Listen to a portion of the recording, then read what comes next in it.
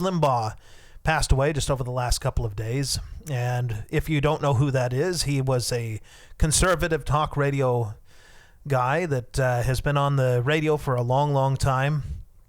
I haven't really listened to Rush Limbaugh's show over the last few years. It was kind of hard to do so when living in China, and I can still remember the first time that I found Rush Limbaugh's program. It was kind of interesting. I turned it on and I thought, whoa, who's this guy? He sounds like he's full of himself. But I started listening, and he is actually quite entertaining to listen to, whether you agreed with him or not. Certainly the left like to vilify him constantly, and I think that people on the left probably missed out on listening. Even if you don't agree with something, it's a good idea to listen to what they have to say, so that you have an idea of what the other side is thinking. If you want to go and argue with someone, you better at least know what their points are. But anyway, I used to listen to Rush Limbaugh here and there, driving around, in the afternoon. He'd come on for a couple of hours, and he was very entertaining to listen to. Once I got past that whole thing with well, who is this guy? He sure seems full of himself. But yeah, quite entertaining. It was kind of a shock. It felt, I don't know how to describe how I felt when I heard that he died, because, it was just the thought that, I'm never going to be able to listen to it again because, he's gone. And thinking of what are they going to do with that space that's kind of left, with Rush Limbaugh being gone.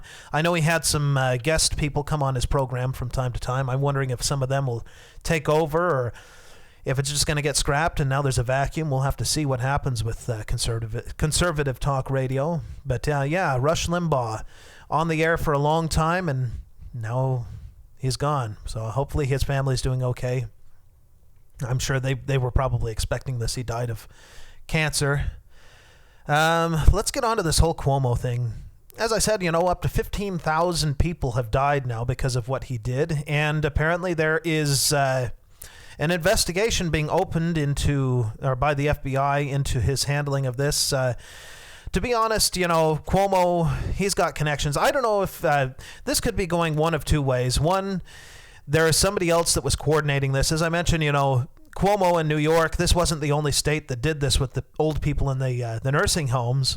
There are several other states, but they only seem to be targeting Cuomo. So it almost seems like maybe they're getting ready to throw Cuomo under the bus. They're going to make him take the fall for everything that's happened.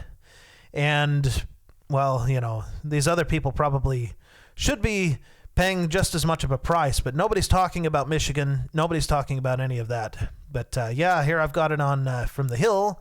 Feds are investigating Cuomo's handling of nursing home outbreaks. Yeah, that's not going to go anywhere. Just looking at the headline, I'm saying, they're going to be raising a stink, and there'll be no justice. Hey, 15,000 people died, but I guess that's the price you've got to pay to make sure the proper outcome is reached in an election, right?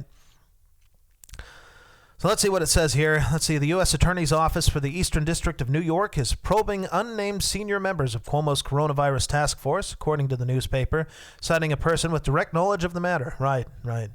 Yeah, it's not going anywhere. There's not going to be any justice. Like I said, 15,000 people died. They don't care. Just so long as old Joe Biden got in. I know how to game the system.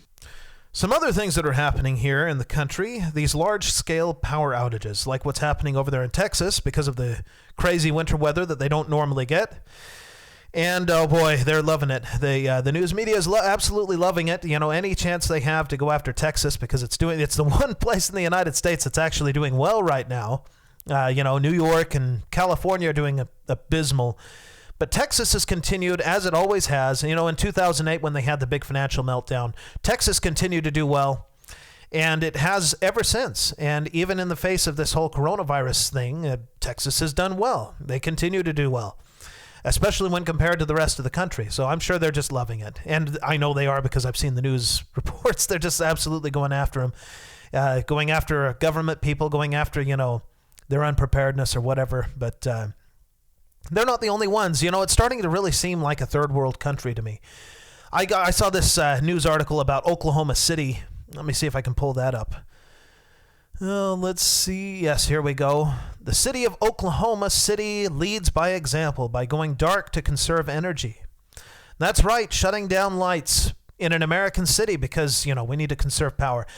I still remember going to Ecuador years and years ago and being shocked by these I'd call them planned power outages, where they would at certain times of the day, you knew that if you live in this area, they're going to shut your power off for a period of time to conserve electricity because there's not enough to go around. And when I hear things like this, I'm shocked to hear that this is happening in the United States. Really, in the United States, we don't have enough power. We're having energy shortages. This is absolutely outrageous in every possible way. No American city should have to turn the lights out to conserve power or to try and set the example because, hey, we need to save power. Just absolutely ridiculous and terrifying. Are we turning into a third world country now? That's what it's starting to seem like. Oh, and let's get into this whole Facebook thing too, because apparently Facebook decided to censor all of Australia so that they couldn't share the news, they couldn't see the news. They just blacked them out, and it's caused all kinds of disruptions.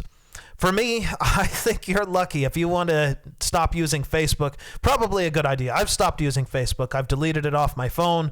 Well, I've hated it from the beginning. I've never liked Facebook, so maybe I'm sort of an anomaly in that way, but yeah, probably good. And in fact, I would encourage all of you to go ahead and delete Facebook from your phones if you're listening to this, because hey, anything that's spying on you like Facebook does is probably not a good thing. And seeing how it works, these big tech companies obviously have a lot of power, and I can only think that that's what they're trying to show there is their power over people. Like, oh, well, we'll just shut down the whole thing and see how you like that. Well, I like that. Yes, go ahead and shut me down. I don't want to use your platform anyway. So Facebook, get off of it. Instagram, well, Instagram, I don't know. I guess I've never really been into that either, so I don't know how it works. I don't like anything where you put likes on it or any of that stuff. I understand how it works with YouTube, and that's more like TV ratings, understanding your ratings, but I look more at people watching the video, how long they watch the video, that sort of thing. The likes, I don't know. I'm not sure if YouTube uses those in their analytics or not, but hey, if you're watching this and you enjoy the content, go ahead and put a like on the video. I don't know. Like I said, I'm not sure if that works for Facebook, or not Facebook, YouTube's algorithm. Its algorithm really doesn't like me anyway. My videos don't get a lot of traction, obviously, but somebody mentioned that might be fake, which is really irritating because I don't put these on here like what you do with a Facebook post, or if you're getting on Twitter and looking for, oh, did everybody like my stuff or whatever.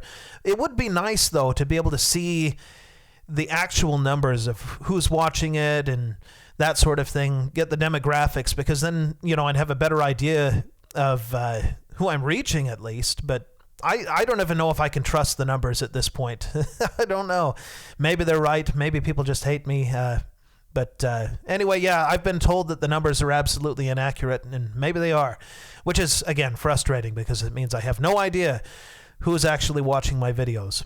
I had somebody else talking about the comments, that people are leaving comments and they can only see 3 of them, but it says there's 9 or something like that. I've encountered that too. I always set it to allow all comments, and still from time to time I'll see tons of comments waiting to be approved or something like that, and it wasn't the case in this time around, but yeah, it apparently blocks some people from seeing all of the comments, even though I've made it so that they can. But yeah, just interesting what they're doing. Just the same, they let me put my videos on YouTube and allow people to watch, so I guess I'll continue to use it.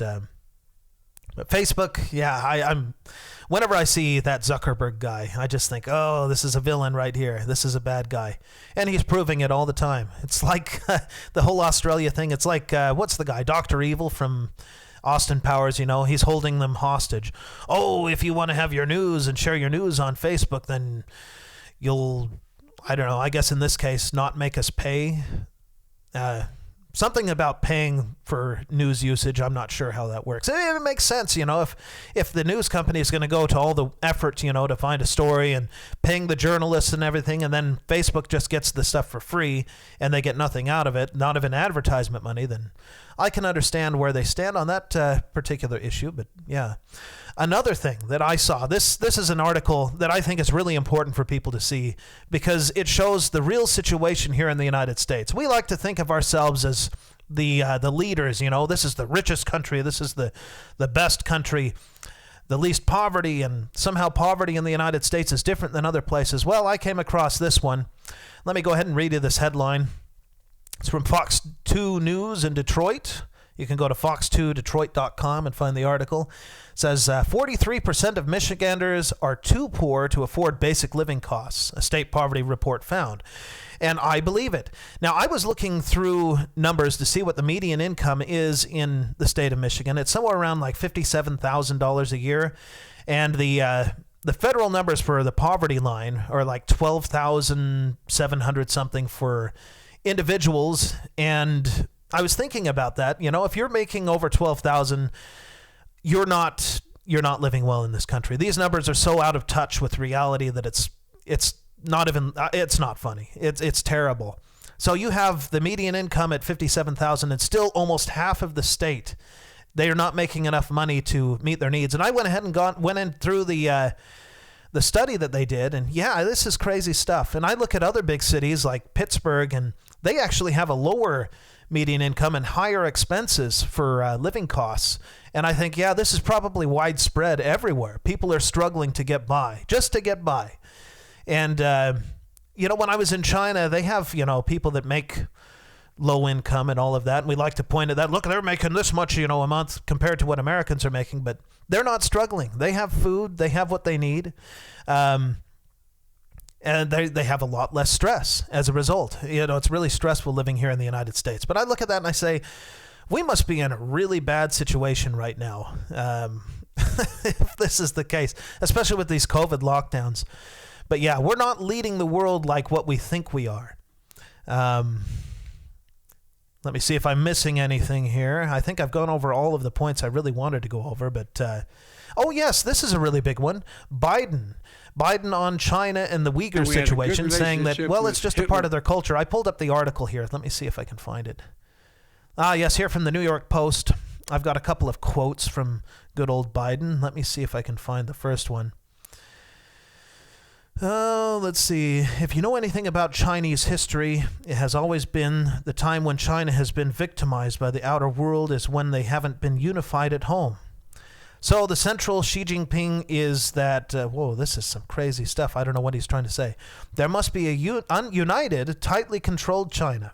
And he uses his rationale for the things he does based on that. Yeah, it's okay. They're just trying to keep China united, so in their case, because of their culture or whatever, it's somehow okay to have really tight controls and throw people in concentration camps. That wasn't the only thing he said, of course.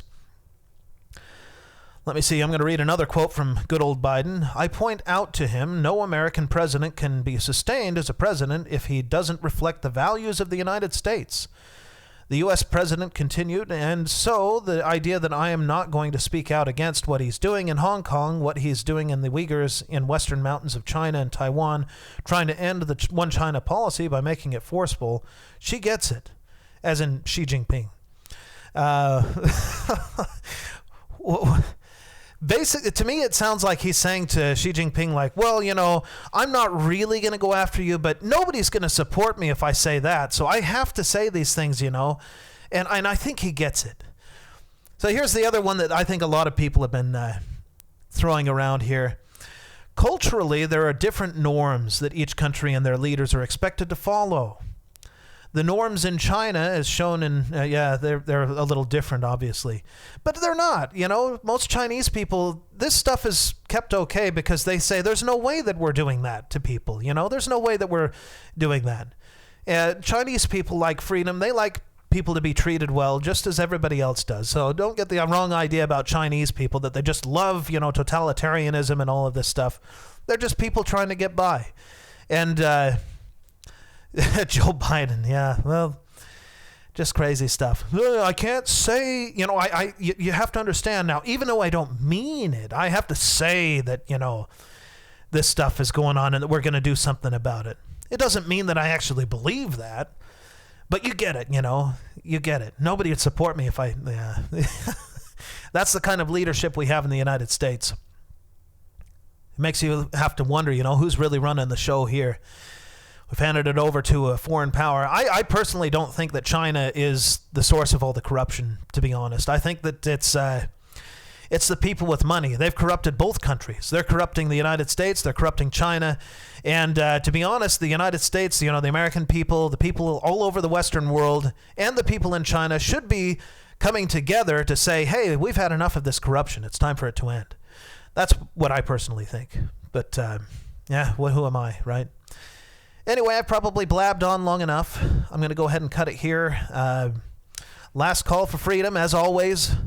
I guess hopefully we'll see you guys in the next one.